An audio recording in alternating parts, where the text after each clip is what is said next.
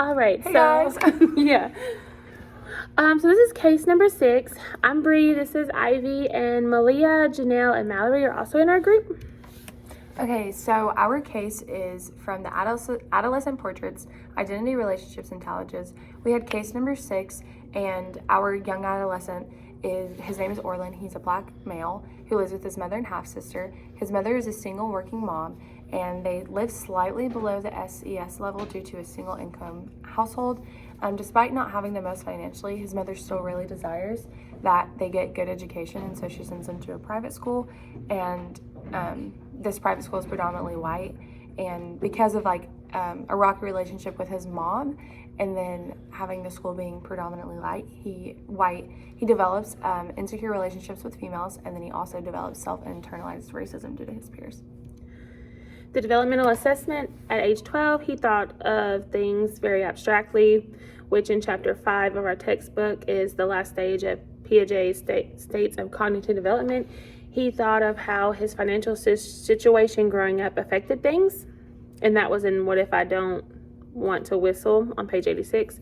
Also in chapter 5 in the text, it points out that the part of the development is to think their own thoughts, not as much as others, which he does. During many pages of the case study, he talks about this development, how he struggles with his own self-identity, and that while others accepted him, he had a hard time accepting himself. This is part of Elkin's theory.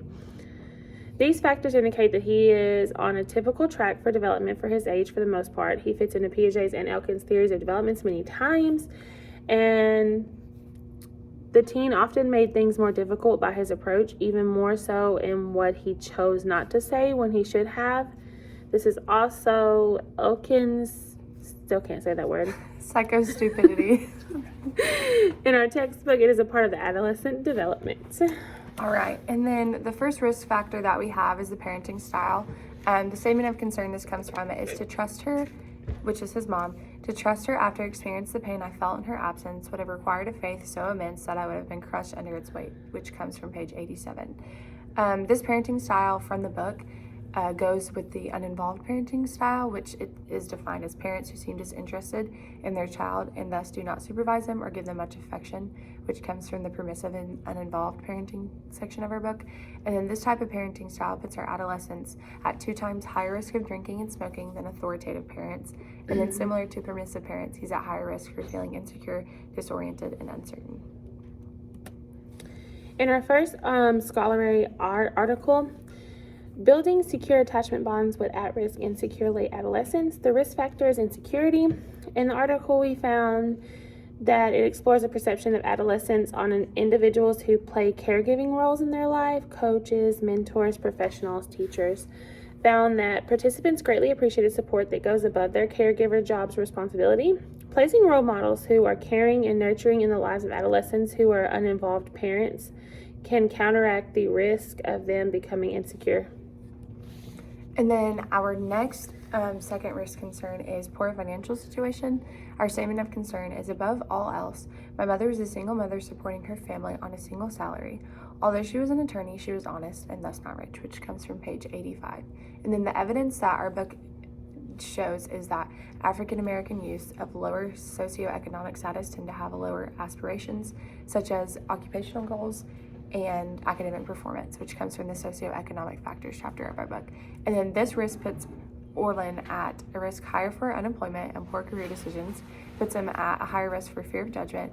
And then the case study states, our 1979 Floyd Toyota Corolla looked like a relic from World War II, recently hauled out of a junkyard and destined to spend the remaining years of its life as an embarrassment to 2 black children going to an affluent white school, which basically is just saying that he cared a lot about the social perception of his peers, that he was really embarrassed about the car, even though it is just a car. But when put in comparison to his classmates, it was something very much so a deal for him. And then a second statement of concern is, we would have to duck behind parked vehicles when cars drove by for fear of being shot, talking about how bad his neighborhood was. And so the textbook explains that environmental factors lead to delinquency, and those factors include poverty and not good neighborhoods. And then the risk of living in an unsafe neighborhood puts him at higher risk for juvenile delinquency compared to other neighborhoods. And then, for example, he begins to steal from his white peers, so he can feel more rich in comparison to them, and make himself look better. In another article, number 2, child poverty and adult success. The risk factors: unemployment, poor career decisions. The findings were that many of these children struggled academically. They do not complete high school and have spotty employment as young adults. And that's in the child poverty and adult success article. The article explores the statistical viewpoint of how child poverty affects success in their adult life. It also gives the reciprocal view of how parents' success affect the child regarding poverty and later adult success. Studies found that children who have lived in poverty are more likely to have some involvement with the criminal justice system and be less successful in their educational and occupational achievement, which lowers their employment opportunities and earnings. It has also been confirmed that adult achievement is closely related to adolescent achievement. Having peers, teachers, or coaches can influence the adolescent's education and career choices.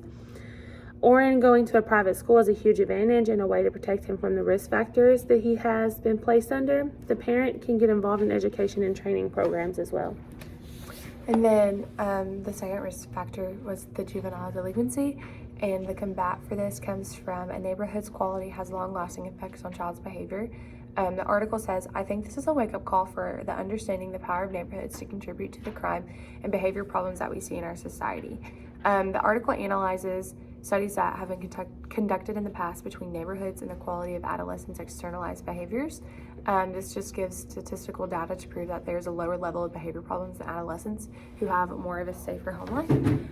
And then the study just found when they do live in better neighborhoods, there's lower levels of parental distress and family conflict, also adding to the lesson of behavioral issues. And then some ways that this problem could be solved in his life is either relocating closer to the school because they live an hour and a half away. Second is getting involved in a housing program. Or lastly, they can encourage public investment in neighborhood safety, such as adding more stoplight or adding more lights in general, more locks and security, and like an emergency button to notify law enforcement, and more cameras. Developmental concern number 3 is the family situation, no father figure. The statement of concern: my mom used to drive me by an apartment building, pointing and saying that's where I met your father. That statement always left me uneasy, and I struggled to make sense of the motivations behind it. And that was from What If I Don't Want to Whistle on page 84.